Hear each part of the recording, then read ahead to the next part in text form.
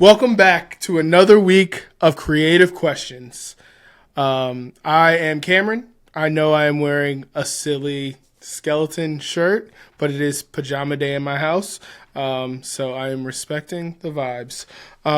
This week on our podcast, we have Abbey from Matryoshka Coffee. Abby caught my eye on TikTok. She was doing a bunch of TikTok series about F around and find out in your business.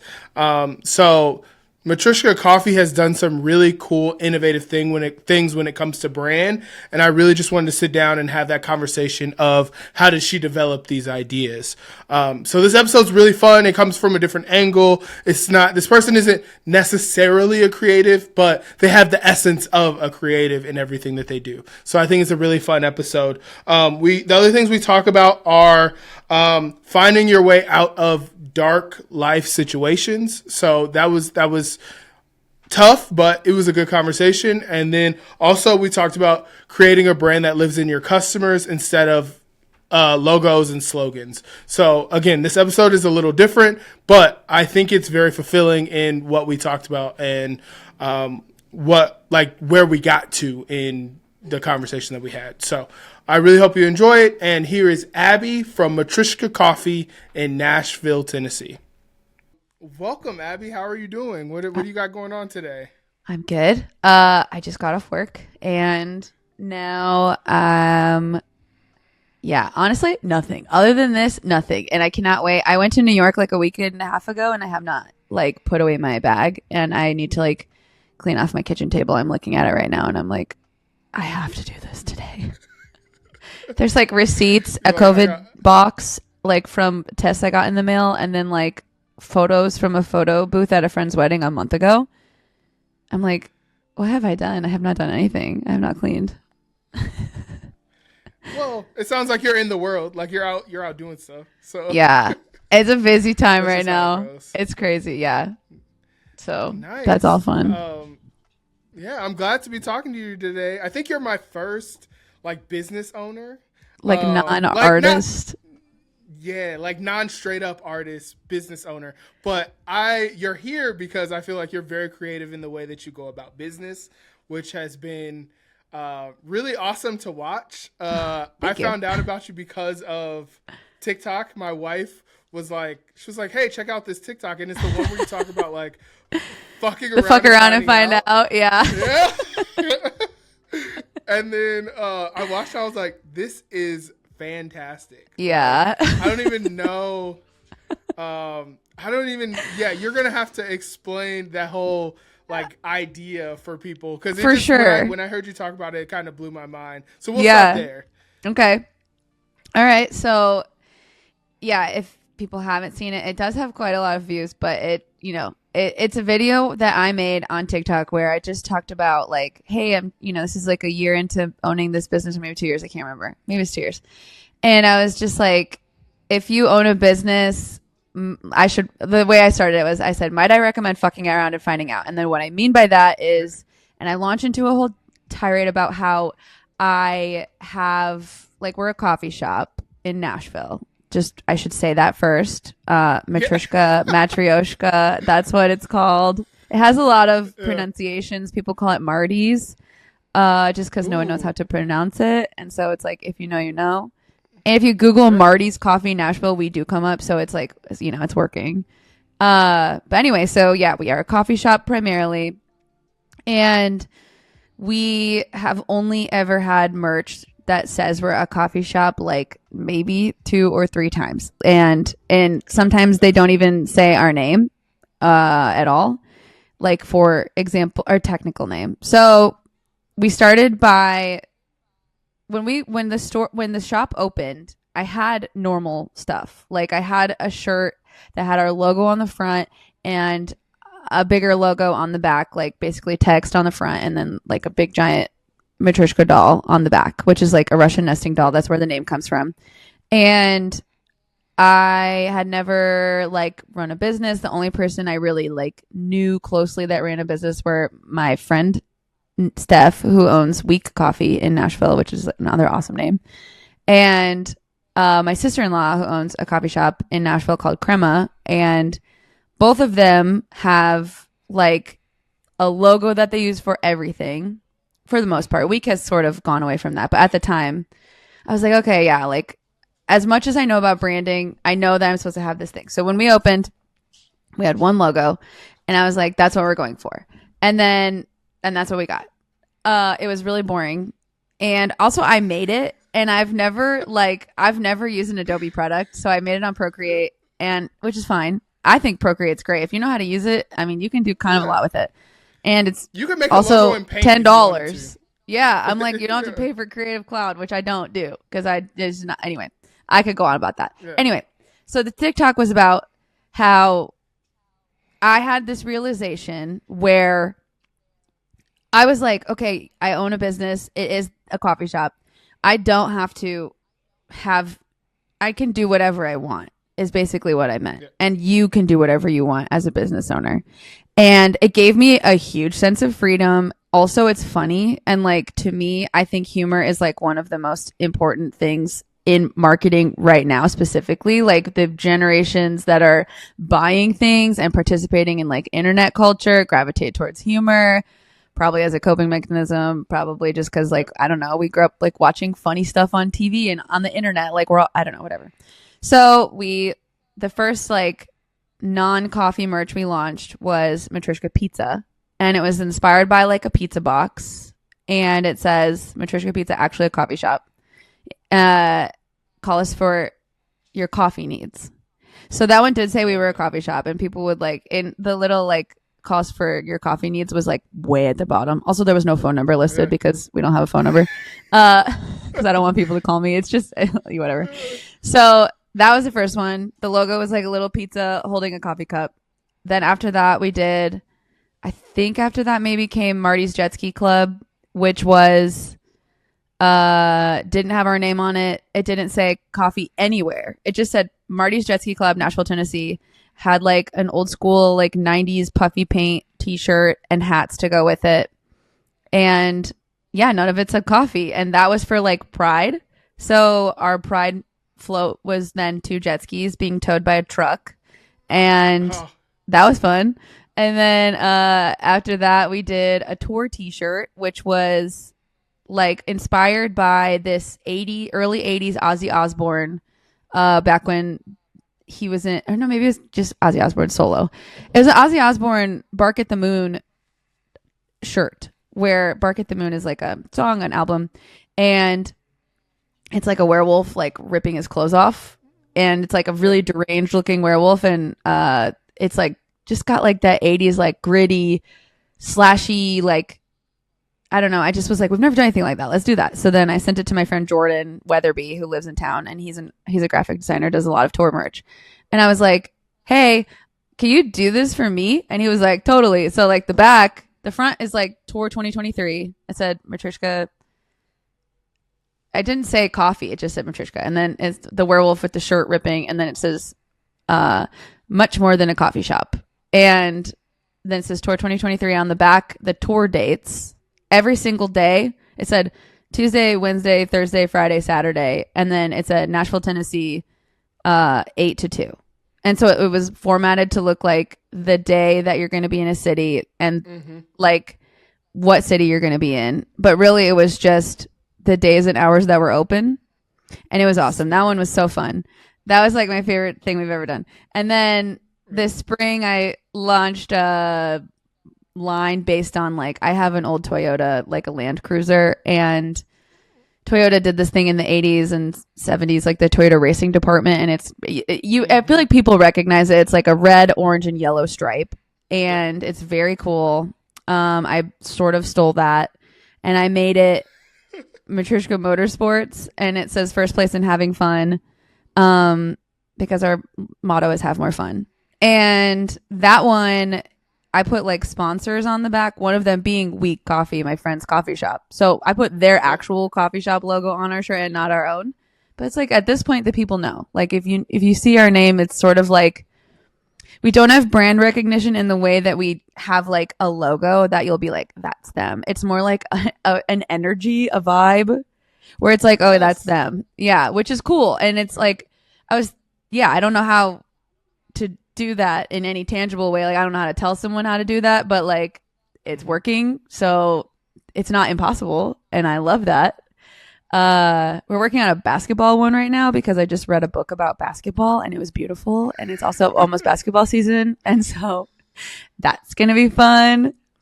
I cannot wait. I don't know. So anyway, yeah, the TikTok was basically about like all the dumb shit we've done. And I think I'm maybe even forgetting some. Like we sell pit vipers, which are sunglasses, and they're like kind of douchebag looking, but like I think they're cool. And I don't know. We just like to like see what sticks. We're just like having fun. And if it doesn't work, it's like no big deal. I feel like you guys are a prime example in being authentic and genuine. I really think that like I do branding, so I do a lot of brand work, like making logos and just working with brand development with businesses. And when I saw your video, I was just like, oh, this is just like, it's a showing of like how authenticity, nothing else matters when you're just being authentic and you're being honest and you're letting people ride along with you, being honest and having fun. Like, it does the logos don't matter. None of that stuff matters. You're creating a world for people where they can sneak away and be like, this is real. I know this is real kind of thing. Yep. I think people also like, as you know, like branding can get really expensive too. Like to make a branding package is like a lot of money. And so I think people, which is fine. Like it's a whole different thing. And it's one of those things though, where I think people are like, well, I spent all this money on this. I should just use this as much as possible. And for sure, which is great. And I think that having a brand, like an identifiable brand and branding and logo and all of that is actually really important. Like all of our social media, like the avatars for everything are all the same. So it's like everybody can go back to that. But I don't, as far as like, I think about it in this way, and I think that is like the main reason why a lot of people don't stray away from a logo, because it's expensive, and I feel like they want to get like the most bang for their buck. And at the same time, I am of the mind where it's like, have the same person make you a different logo and just build it into the cost of whatever you're selling, and it's not going to actually cost you that much money in the end if it's like a business reason why you like don't want to do it, or if it seems like scary to put that much money for something. For sure, yeah. And I feel like you're creating like you're saying, the online presence needs to be similar, so people or the same, so people can trust you. But I think a lot of what you're doing a lot of social media stuff. I think social media is changing the way brands have to behave. Like TikTok has totally thrown things on its head. I think you guys are also creating an inside store vibe that, again, it doesn't matter what your logo says if you're pulling up. Like, if you're pulling up, like, you're already in the door. It doesn't matter. So, that's what I love that vibe. Like, Thank you. I like it a lot, too. Yeah, I think about this in terms of social media, where the thing that has really changed, I think, is, like, again, the humor. So, like, brands are acting more unhinged online. And like Wendy's is crazy. If you've ever seen the Nutter Butter TikTok account, have you seen that one? Yes. Oh my God. I love it. I like show it to so many people where I'm like, it works. Like it gets people talking. Because at the end of the day, like I think there are people who are taking social media very seriously, and like it affects people's lives, all of that.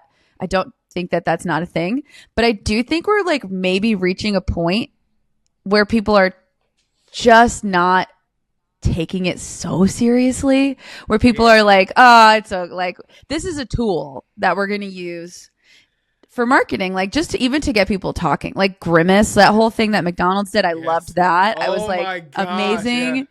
That was so good, the Grimace shake. And obviously it just gets people talking. I just like, it's a tool for like, honestly for us, it's a tool for community building. And what you say, the fact that you see our social media as authentic is great, because that is what we're going for, and not really like by design or anything like that. It's just like, if I'm the owner and I run our social media, and I also use social media personally, and if I'm gonna have to use it for my business, I don't want to like code switch. I don't want to like talk differently online. I want to just like, I'm a person who's like swears a lot. I say stupid stuff. I like shit post on the internet. I'm like, I want to just do all of that still, like through my brand.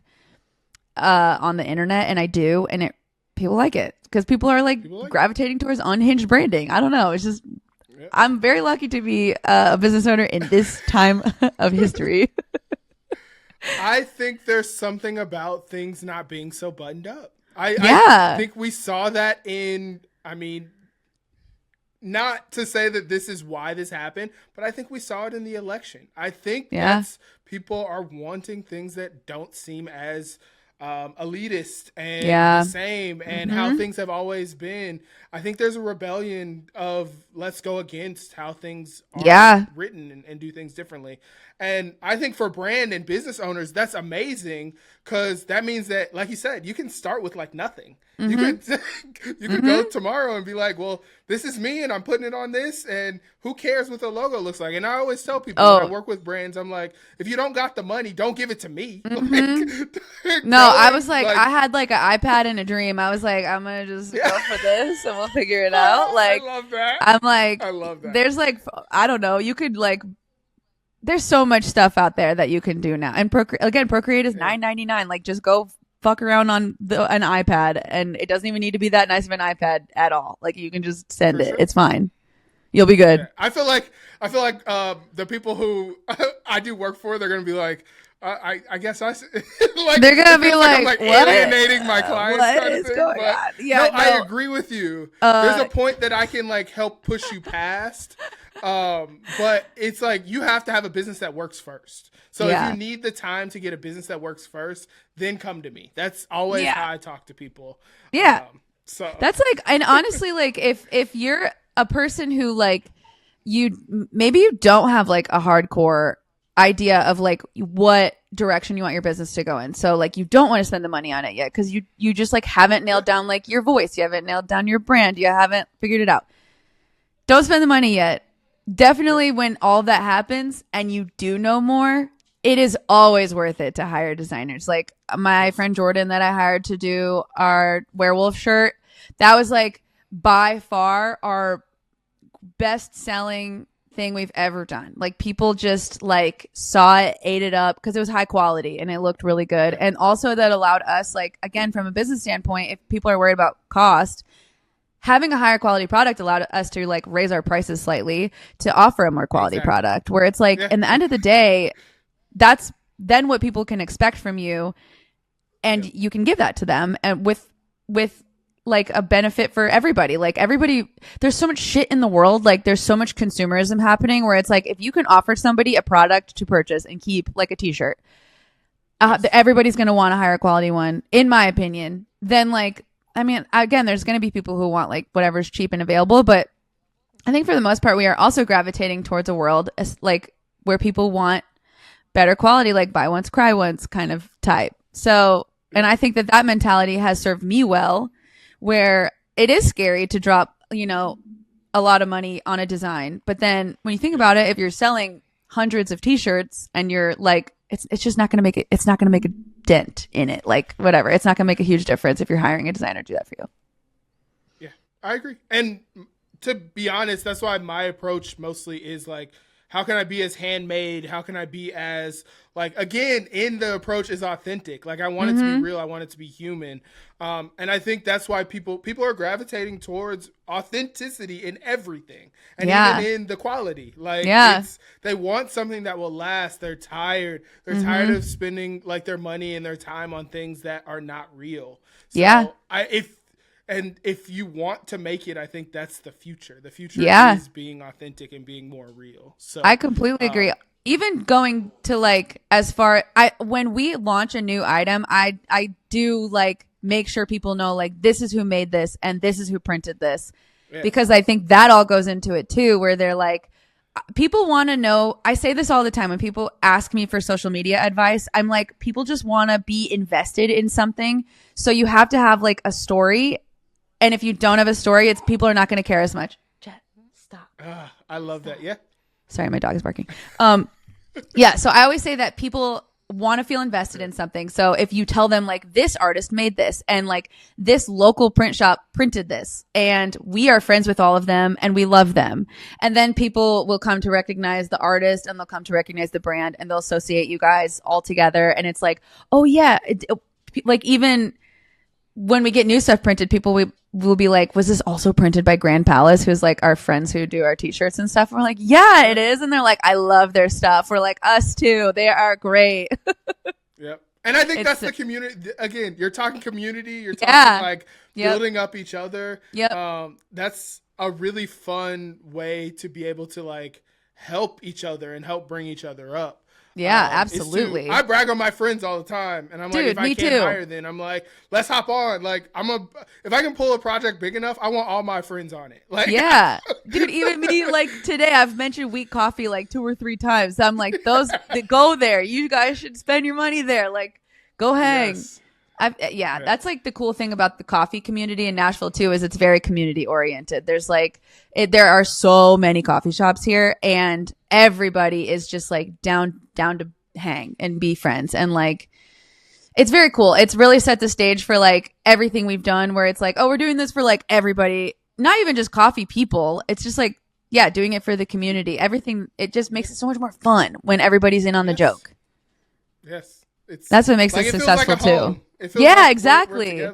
Yeah, and like the building even on authenticity within your brand, like and the stories, and like having people invested in your story. Like, people want to know your backstory, whatever, but like then they're going to know that. And then what? Like, what then? So for us, that looks like we have like tons of inside jokes with our customers, and like we have like weird trinkets at the shop that like people have given names, and then we like talk about those things. And like, people, like, we always call it like the lore of the shop, where it's like the shop has so much lore. There are things that were like created here, and then it just is like going even deeper. So it's like it just is like, it gives people more of a reason to feel connected to you, because it's like, oh, I know so much about them.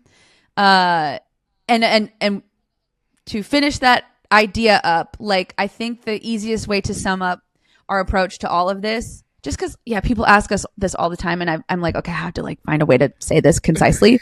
But the like metaphor I like to use for this is, we are hosting a party, and everybody who comes through the doors was invited, and we want them to be there. So like, that looks like we learn their names, and not only just their names, we learn how to pronounce it, and we learn how to spell it. And we spell it right on the cup, because we always write people's names on the cup.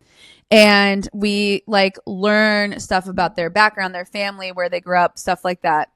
And we also like let them get to know us, but we also let them in on the jokes at the shop. So like, when someone's new, they'll be like, what's this weird like horse duck under your espresso machine? We're like, oh, that is the communal horse duck statue, which is a real thing that we have. And then next to it is like a little horse that one of our customers got us from like Scandinavia somewhere. I can't remember where. And then another customer got us like a little tiny duck. And the tiny one got stolen recently, and it was community uproar. Everybody was so pissed. And it was just like one of those stupid things. But it's like, when people are in on the joke, it just feels like so much more personal than if it's just like, here's a coffee shop, and all they do is like post beautiful photos of beautiful coffees, and like, that's it. And that's great. And that is for some people, don't get me wrong. But like, to me, that seems boring. And that is why we started doing weird shit with our merch, and just weird shit in general. I love that. It's so fun. Yeah. So we've talked a lot about your coffee shop. I want to talk more about you. Okay. What is your background? What were you doing before your coffee shop? For the shop, I was a nanny for like 8 years almost, and I think it was 8 years. It was 2014 to 2021, 7 years. It was a long time, and I just like felt like I was very isolated. I loved my job. Don't get me wrong. I loved my kids. I love my kids. I still talk to them like all the time. It's 2 girls, and now they're in college. It's crazy. And I know, I'm like, oh my God, this is wild. Anyway, so it was really isolating. I'm a very social person. I'm very extroverted, outgoing, all of that. I loved working in the service industry when I did that prior to nannying. I love just like talking to people all day long. I'm one of those people who could just like do that forever. So it got hard, like over time, working alone, and then with kids, where it's like, you know, you get to talk to them, but it's not the same as like having like an interaction with a stranger or a close friend or like literally any adult interaction throughout the day. And Yep. over time, I was just like, I gotta do something after this. Like I was reaching a point where I was like, I'm gonna see this job through. Like I will let this end, because it felt important to me to like stay with the girls until they no longer needed me.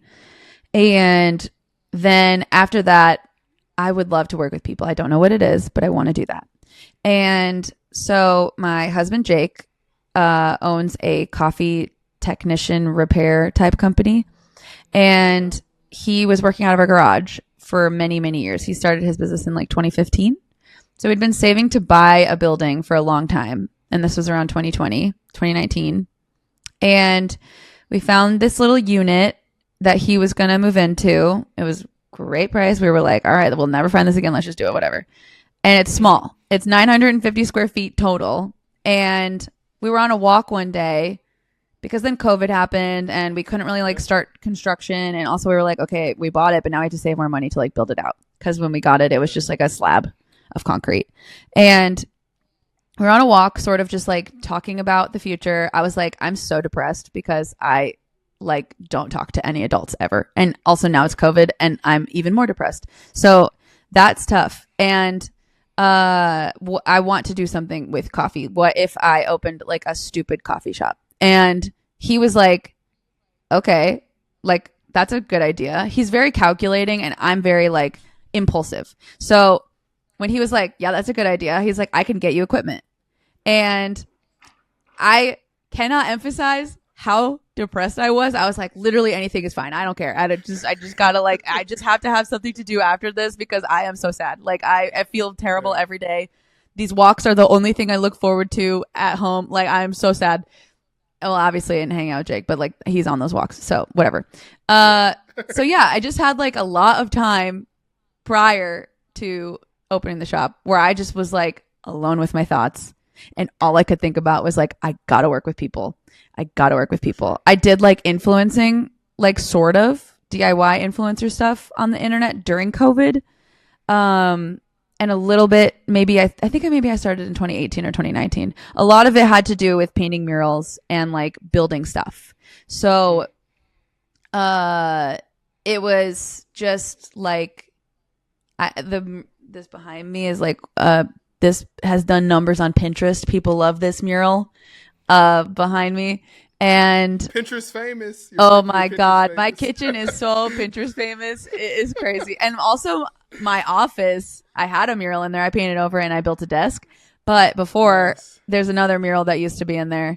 And that one also is Pinterest famous. And it's funny when I like will look up murals to get inspiration for like the shop. And I'm like, oh my God, stop. Like I never want to see this again. I'm so annoyed of seeing this all the time. And it's always me. And I'm like, it's cool. But I am annoyed. I'm over it. So yeah, I don't know. I never did anything like in coffee. I don't have a background in art. It was just, and that I think is like a thing that made people feel connected or like relatable or like any of this was attainable because for sure. It kind of has the same mentality that went viral on TikTok for the business where it was just sort of like, I'm just doing it because it seems fun. Like I'm going to just, why not? Like with the murals, just fucking go for it. And if it looks bad, just paint over it. Again, it's more work, but it's like not like it's the only option. And yeah, so that was fun. I don't know. That's like all of my background. I like don't have a degree in college or anything like that. I don't have like I just feel like I am simply winging every part of my life and I'm having fun. And I always say, if I'm not having fun, I'm going to stop doing whatever that is. I'll do something else. And that's why the shop's like motto is have more fun, because that is all I really know how to do at this point. I love that.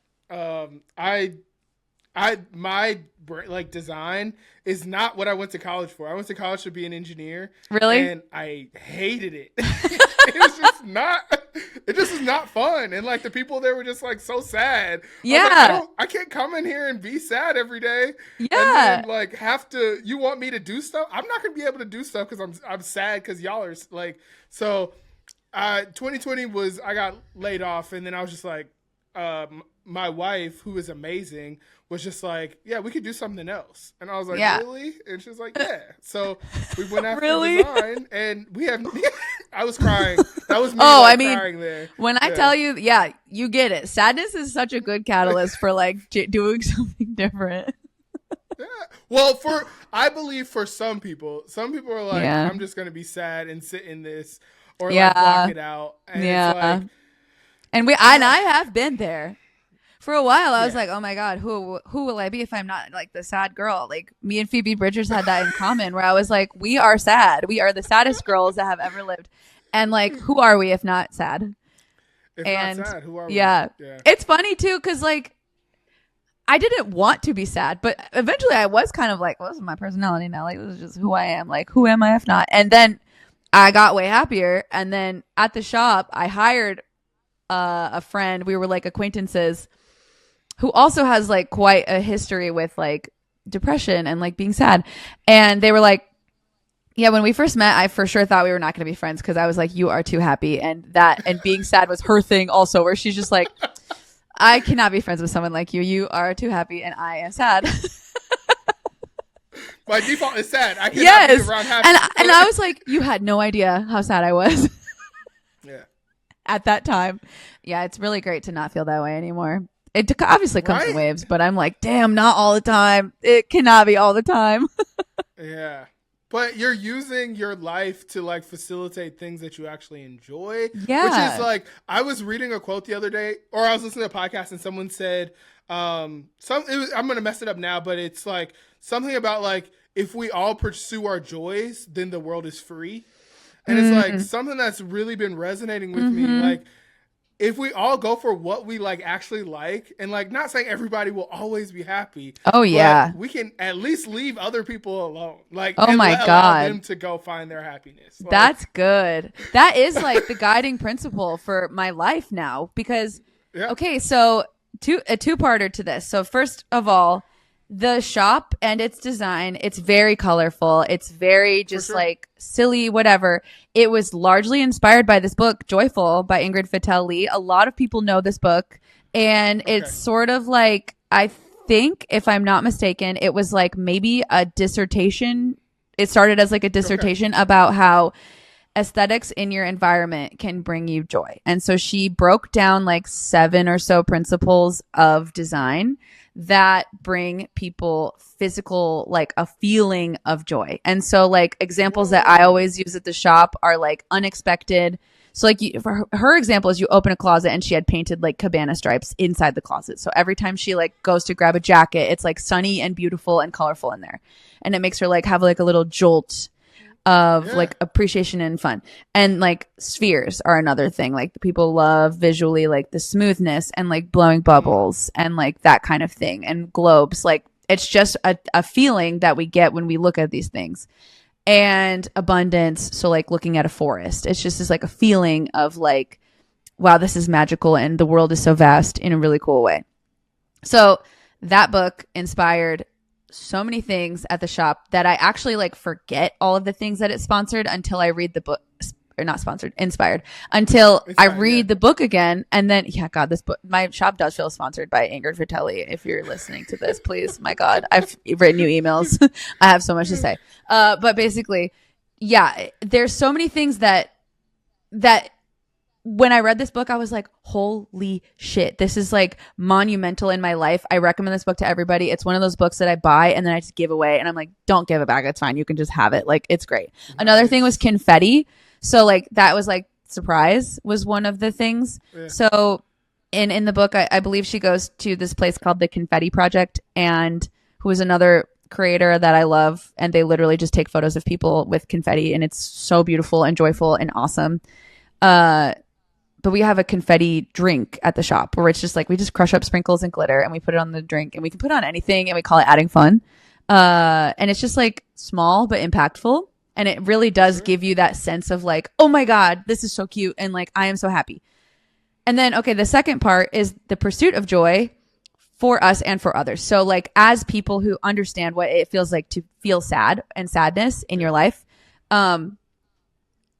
obviously like we aim as people to like not make people feel that way. So it's like, I know what that feels like, and I know how it feels to be like in the depths of despair, in a pit of depression, like you can't leave your bed, all of that. And like, I never want people to feel that way. I want to do all I can to like offer a space for people to come when they feel that way, and we can hopefully help them feel better. And if not, it's just a place to exist.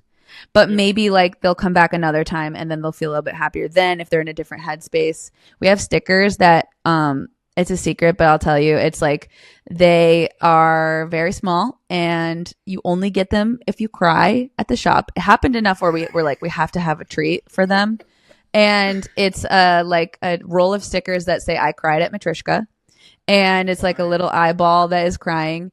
And it's just like, again, another like inside joke. And also like when someone, just picture crying somewhere in public, which is already like a little bit strange. You're not, nothing will make you feel better. No. And getting a sticker though does kind of feel like, oh, this is kind of funny. Like, okay, I can see like why. Because generally when people come in and they cry, they're not the kind of people that are going to be mad if you point out that they're crying. Like they're like, sure. No, I came here to feel a sense of joy. I'm not going to be pissed at you if you give me a fucking sticker that says like, I cried at Matryoshka. And one of the moments that lives in my memory forever is McKenna, who works with me, somebody came to the counter and they were already crying when they got to the counter and to order with her. And they were ordering and she was like, are you okay? Like, what's going on? Like, you can talk to me. And then they started telling her everything and crying more. And then she just like really slowly opened up the drawer that we keep right next. It was where we keep the stickers, like next to us. Yeah. And she like quietly opened it and like ripped one off and then just like handed it over to the customer. And then they like kind of looked at it and they were like, thank you. And they kind of stopped crying because they were just like, this is so stupid. Like, not crying in public, I don't think that's stupid. Just like the sticker is stupid. And it kind of like jostles your brain a little bit. I don't know. I don't know if there's any science behind that. One time my therapist did tell me if ever I'm feeling super depressed to go like shock my body doing something. Like her thing was like go outside without a jacket on if it's cold outside and just like get your senses activated. It does kind of feel like that kind of same thing where it's like, okay, I came back down from wherever I was and now I'm feeling a little bit better. Like it's a surprising thing. Like you're not expecting it. No. So that's probably why. Like, and it's generally like, welcome because it does feel like also then people have the realization where they're like, why do you have these? Like, does this happen a lot? And then we're like, yeah. And then people are like, cool. I actually don't feel alone now. Like now I just feel like this is a thing that we do. Like we're just called crying. I don't know. People cry all the time. That's awesome. I love that. And that's what I'm just saying. It just feels so honest and so real where it's like, it feels very human. Like even it like come here, cry with us, be with us, like spend time here and like you said, you might not feel great this time, but you come back and maybe it's like now you can see the fun or see the happiness in this place. That's freaking awesome. Like, I just want to the pursuit of joy is like so important to me. And I love that you brought that up because it really does feel like it is a sense of freedom. Yeah. And I feel the same way about having loose branding where I'm like, I have never felt more freedom in my life where I'm like, I could literally do anything. I'll look at the other day, somebody talked about an airline at the shop and I was like, oh my God, what if we made an airline thing? I'm like, wait, we should do that. It's like stuff that's like so ordinary, but like, I'm just constantly like thinking about what's the next thing? Like but not in like oh my God, I have to have the next thing ready. It's just more like, oh, that could be funny. Like a tow truck company. I saw a tow truck. There's a tow truck that drives around Nashville. This is Toe Fetish, TOE, with that E crossed out and then it says W.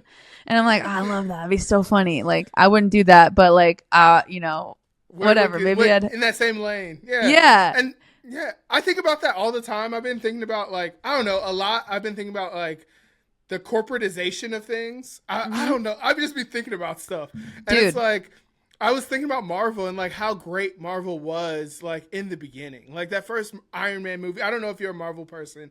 Loosely. But like that first Iron Man movie was just like so like something we've never seen before, Mm-hmm. to now they're just like pumping out movies and TV Yeah. shows Yeah. without, it feels like no sense of direction or Yeah. understanding or connection. And Yeah. it's like, I feel like with you and what you're talking about, it's that beginning phase. And I just hate the fact that like people are like, we got to make more money, more money, more money. Mm-hmm. And that usually leads to like watering everything down and Mm-hmm. flattening all these things that like created you down to nothing just so that you can make more money. Yeah. So it's like if you were to go make a bunch of like turn your business to a franchise and then like send them all over the country just to have businesses. And I'm like, that's stupid. No. Oh my God. I talk about this a lot because people love to, as a business owner, people love to tell you what you should do or what you could do. And that's fine. Sure. When I first opened, I was like, this is so annoying. How is this going to go on forever? Like, is it whatever? And yes, it is going to go on forever. People are always going to have ideas and they want to give them to you. My first day that I ever opened, I called my brother, or my brother called me to tell me like, good job. And he does not live here. And we honestly like don't talk super often. So then I shit you not, day one, he's like, what if you like franchised it? And I was like, well, I'm not going to do that. And then he was just like, why not? You could make so much money. And I was like, I don't think I want to be that busy. Like that, first of all, I don't want to do that. And then as time has gone on, people still say this. They're like, you should franchise. And me and McKenna are always like, or Ashley, there's only 3 of us that work there. Me and McKenna, Ashley. McKenna and I work together like almost every day. And just yesterday, someone said we should franchise. They're like, this is such a franchisable thing. And she just goes, I don't think it is. And I was like, me either. And he was like, why? And we were like, because it's like you can replicate how something looks, but you can't replicate how something feels. And to go along with that, Ashley, who works with us, she keeps saying this over and over again, and I want to put it on something because it makes so much sense. Like when she's describing us, she keeps saying, nah, I can't remember what it's called, but I remember how it made me feel.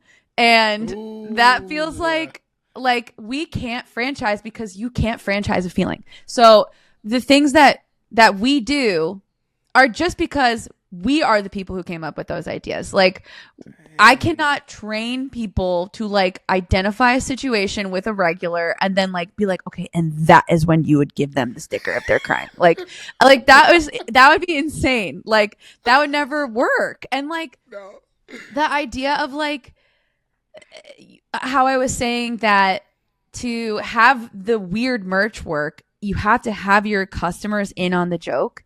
I simply cannot fathom a world, and I'm sure it's possible, but I cannot fathom a world where every single shop has the same inside jokes and then makes the same merch. I'm like, I guess it would franchise well if everybody did something different, but then it's like a cult though. Yes, like a cult. That is so. Oh my God, I feel like at any point we are like 2 steps away from being a cult, or maybe even less, because I am like, we have this wall at the shop where I built like a big shelf for like retail, and the top just was like an open shelf, and people started just bringing us trinkets. I think maybe I mentioned it online one time, but then after that, people were just like, oh, I saw this and I thought that you needed this. And so like there are hundreds of weird things up there. A lot of them have names that people know because we have told them, or like they'll tell us. They'll be like, this is Colin, a chicken that I put up here like 2 years ago. We're like, that's awesome. Thank you for that. But yeah, I don't know. It feels like you can't franchise that. Like, and also I just said this the other day at a wedding. I was talking to a guy in town who owns a brewery, and I was like, what's your future plan? He's like, nothing. I just kind of want to keep doing like coast. I want a small to medium sized business, and I do not want more than one. I'm just going to keep rocking with what I got. And I was like, dude, same. That's all I want. Like, I'm not trying to build an empire. Building an empire with us, really, for real, you're so right. It would feel like a cult where I'm like, not everybody can have the same thoughts and feelings, and like I don't want that either. Like it works for us because it's unique and special, and if it was everywhere, it would be obviously so much less unique and so much less special. And another thing that works for us is you've never been there, but we are hard to find. So like Interesting. Unless you are looking for us, you cannot find us. We are in an industrial park, which is very weird. We're like one of 3 public facing businesses back there. The rest are like a studio, an office, a graphic design spot. What? Yes, there is nothing back there. So like unless you are making the trip to come see us, there's 0 foot traffic. We're in a cul-de-sac. Like, you have to go, and you have to be like, I'm going there intentionally, which is another thing that helped us build a very strong clientele of like regulars, because there's a reason, like, we feel very honored that there's a reason why they choose to, most of them go out of their way to come and see us. And we like honor that by offering the experience that they're offered. And like, we get to know them, and it just feels like, I don't know. I'm trying to like bust all these myths that like, you have to have awesome. Like foot traffic, and you have to be in a good spot, and like it has to be walkable, and it's none of those things. And it's just like, no, you just have to be unique, and you have to like have something different than what everybody else has. Like, you have to give them to, along with the story, like you have to give people something to like feel like they have stake in the game. Like they have to feel connected to you, and they have to have a reason to like go to bat for you, because if you don't have that, nobody's gonna give a shit. No. And I don't blame them. I wouldn't either. Yeah, it's really interesting, because it's like, it's a case study in like making people work to get, like, it's almost like that secret. It's like the like speakeasy idea where where like you if only you know, you know. You're cool if you know. Yeah. So that's totally really, you're flipping it on. Like, access is really one of those things where you can play up, and people feel in because they know, and they've been allowed in. That's really cool. I did not know that. Yeah. And also just like the nature of, so when I opened, I was much more worried about this.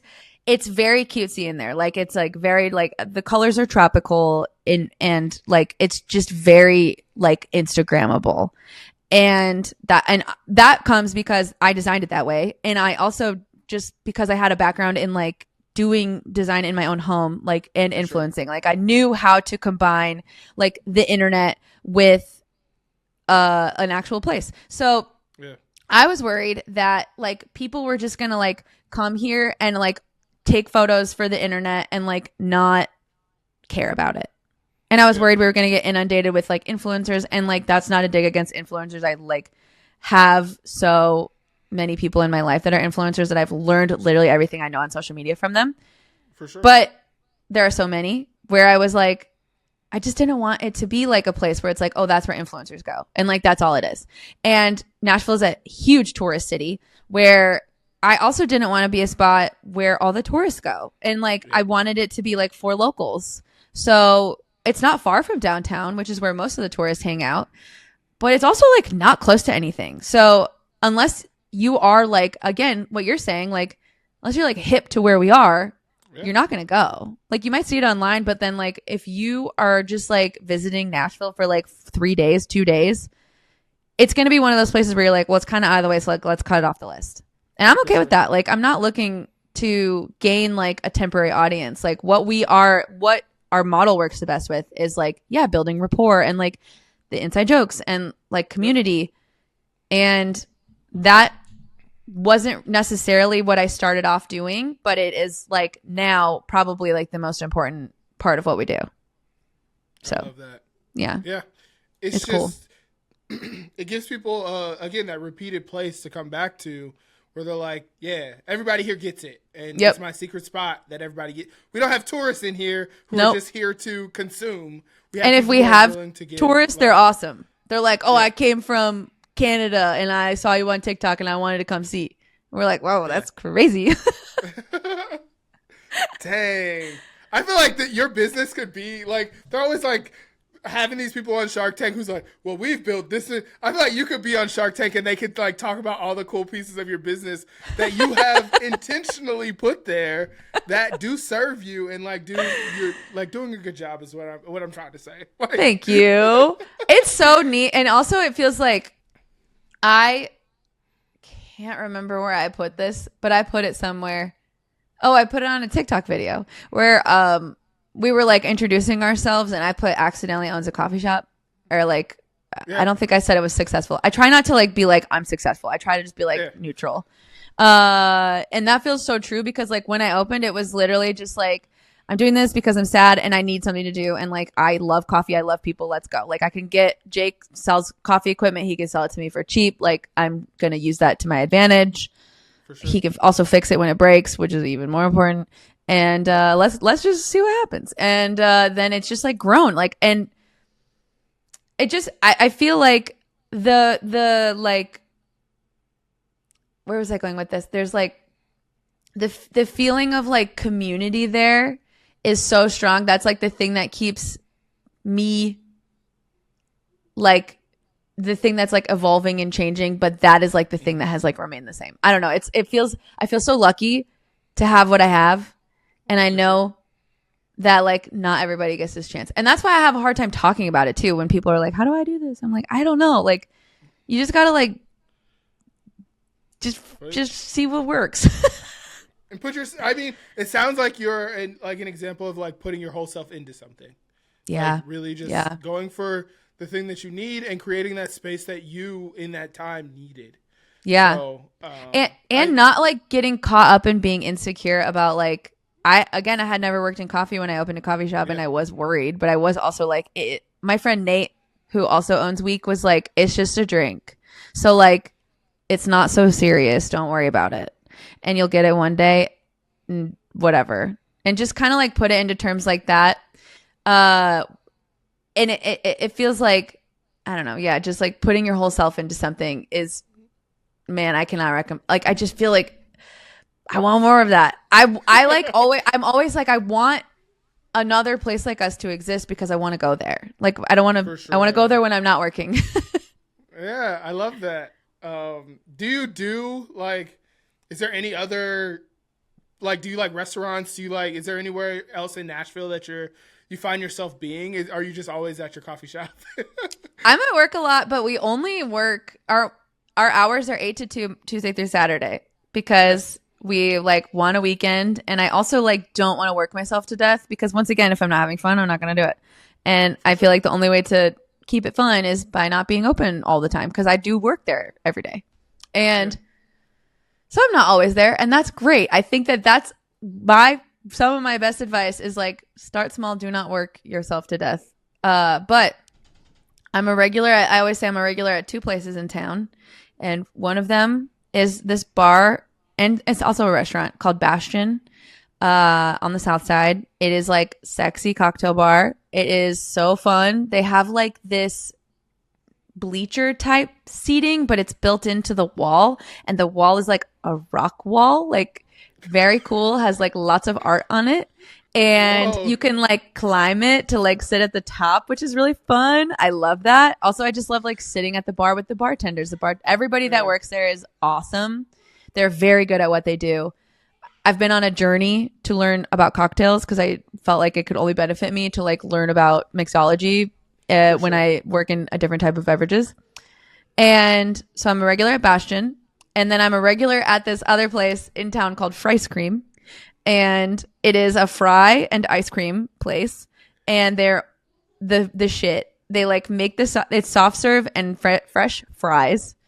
Wow. And the way that it works is like you pick an ice cream and you pick a topping for your ice cream. And then you pick a fry and you pick a dust for your fry, like a seasoning. Yeah.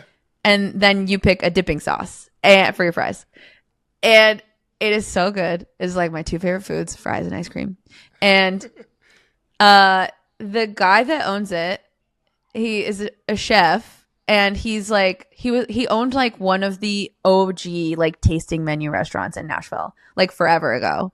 And he doesn't have it anymore, but he's done a couple different restaurant concepts, and then Frice Cream is just like the latest of that. And they've all been in the same building. So I feel like he kind of maybe is of a similar mind where he's like, if I'm done with it, I'm done with it. Like, let's do something different. So he like makes all of the ice cream bases, and what's going on with the background? What was that? Now, with your webcam, if you do certain hand gestures, it'll make things That was happen. beautiful. That felt so right. I'm keeping it in. We're keeping it in. That was awesome. Yeah, I guess podcasts are not a visual medium, but I had fireworks exploding behind me. Okay. Okay, yeah. I guess that's why we're on camera. Okay, so anyway, fries and ice cream. Yeah. Jeremy, the chef, he has like a rotating cast of, I guess it's not a cast, but like all the dips change, all the flavors of the dust changes, and like the toppings for the ice cream changes. And it inspires me. Fun. I know. It inspires me so much because so much fun. We also have like a lot of rotating drinks. Like we change our menu maybe once a month or maybe every 6 weeks at the most. And that's like a lot of places like to keep it more like quarterly, just for like training and stuff. I get it from a business standpoint. Training is so expensive. And I don't know. I'm like so inspired by like, obviously we know I'm inspired by fun, but like to be inspired by like somebody who has been doing it for so long and is doing it well. And like, I don't know. He's older than me, and it's fun to watch somebody like try something and be like, I don't know what, like I'll be like, why'd you make this flavor? And he's like, I just sounded good, so I did it. And it's so fun. Just doing it, just being experimentative, like, and just, I don't know.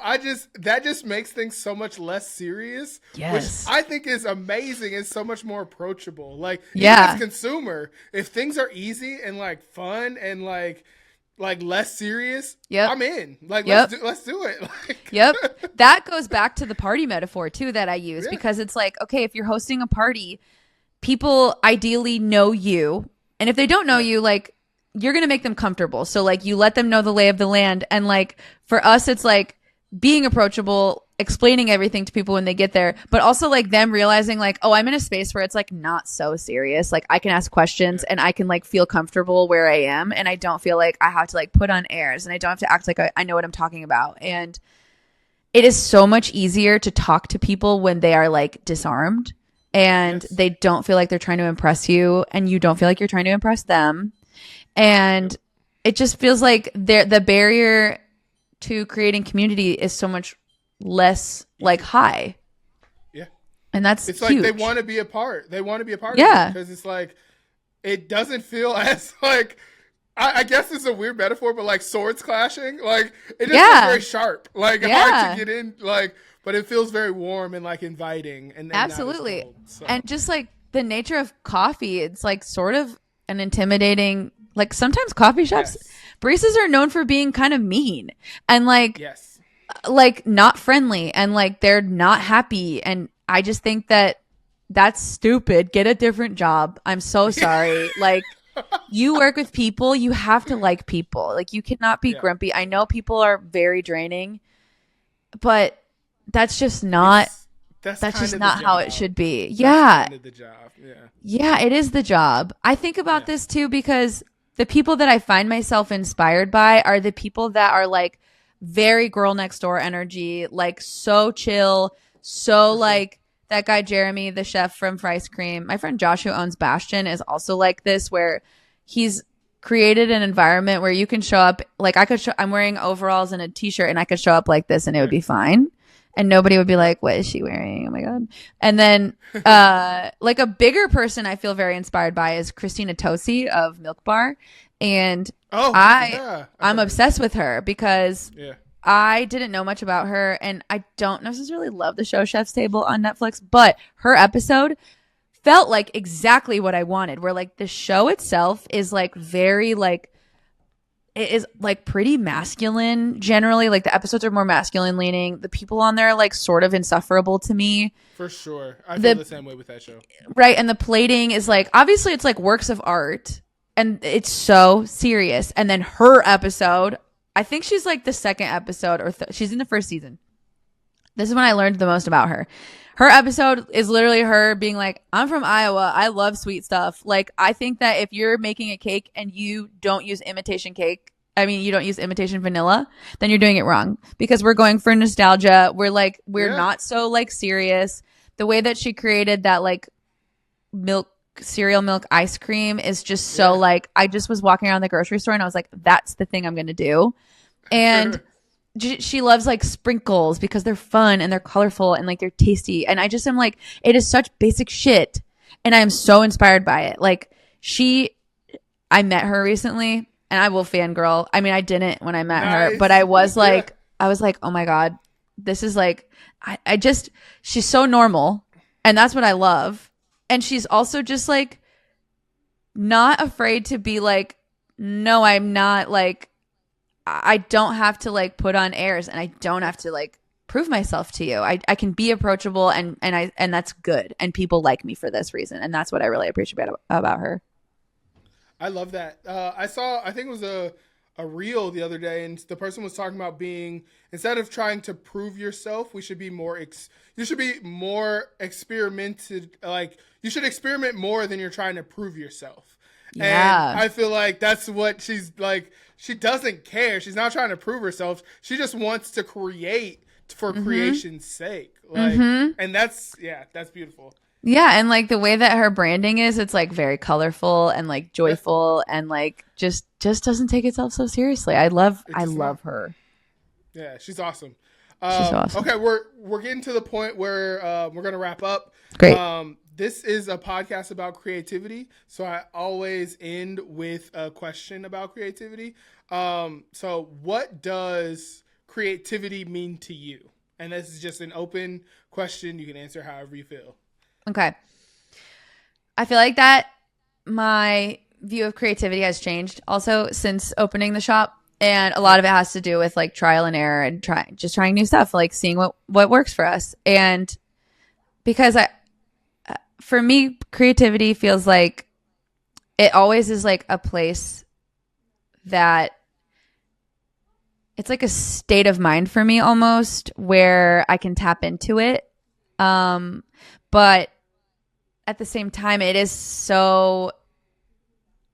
Okay, let me think about the way I want to say this. Because I feel like when I was younger, the idea of creativity for me was like, oh, I'm the kid at school who's really good at art. And I'm good at like... people were always like, I'm not as creative as you. Like, I can't see that in my head like you can. And as I've gotten older, I think it comes in so many different ways. And now I see creativity and freedom of expression basically having the same, like they're not synonymous, but they're very close in my mind. For sure. Where you have to have one to have the other, in my opinion, where you can... There's so many ways to be creative and there's so many ways to be a person. And I think that tapping into the creative side of you allows you to have like just freedom, just allowing yourself the freedom to explore. Yeah. It's a hard question because it is. I still think like, yeah, I mean, like, I don't think that there's anybody that isn't creative. And this is something else I talk about a lot too. Because there's like creativity that goes beyond art. And I think about this with where we have a lot of cars and motorcycles, and you have to be creative to have those things because especially when they're old, we have a lot of stuff. Almost all of our stuff is from like the 70s. So like sometimes they don't make parts for stuff anymore. And you either have to make them or you have to figure out a way to make it work. And I think all of that ties together too. So like there's people who maybe aren't visually creative, but they're creative problem solvers, or they have a creative way of like going about a business. I mean, just even like everything that goes into building a business, you have to be creative and you have to be inventive, especially if you're doing a lot of it on your own. So I don't know. It's really hard to sum up in like a sentence, but I feel like it's a thing that being creative is like something that is not going to be the same. It's not going to be like a hard, unchanging thing in someone's life. I think it is something that changes and something that should change. And I don't think that it's something that like only a select few people have. For sure. Yeah, I feel like your answer overall is just like it's a vibe. It's a vibe. I know. I'm like, God, the amount of, I've been trying to like think of ways to like talk about stuff without being like, it's just vibes. I don't know. I'm just going with my gut. I feel like I got a pretty good intuition. Yeah, but you're absolutely right. Like, there's creativity everywhere. There's creativity in how you made your breakfast. Yeah. Like, like not to be cliche, but it literally is everywhere. And everybody can be creative, and there's not like one way to do it. And like, that's like shit our art teachers had said to us when we were kids, but it feels like something that is like much more widely applicable than people think about when they think about the word creative. I feel like you think of the word creative and you think of like a fucking like a easel or some shit, like a paintbrush. Yeah. And it's just that's just not how it is. It's not. And I think that's just it might be the thing that you're talking about, like with your store, where it's like, well, the people who know, and the people who don't will believe it's that. They'll believe that it's an easel. Yeah. And until you do the work, you don't make it into the No, are you going to pursue it, or are you going to like just be like, that's actually not for me. I'm actually not creative. I'm so sorry. I have to go. Yeah. Exactly. I've really enjoyed our conversation. Where can people find you on the internet? They can find me personally. I believe all of my handles are Abby Made This, one word, on Instagram and TikTok. And then the coffee shop, good luck. I will spell it for you, but it is hard to spell. But it's Matryoshka And it's a word for a Russian nesting doll. You could Google us. I feel like you could look up on anything like fuck around coffee shop and then you'd find us, which is awesome. That's a great thing to be able to look up and then be able to be found. Yeah. Is there anything that you want to plug that you guys got coming up that you're excited about? Oh my God. We just had an event and I am so ready to just chill. So no. Nice. Thank God. Yeah. We're just chilling. We're coming out with hopefully that basketball tee will be done within like the next month or so, but who knows? I'm not like pressed. I'm not pressed. And also we are expanding technically, but I don't know when that's happening either. And I keep getting people asking me about it. And so if you're listening to this and you are curious, I do not know. Hopefully soon, but I do not know. Nice. Again, thank you, Abby, for sitting with me and having conversation. It was so much fun. Thank you for talking to me. Yeah, of course. It was fun. We'll chat more. Great. Sounds great. See you then.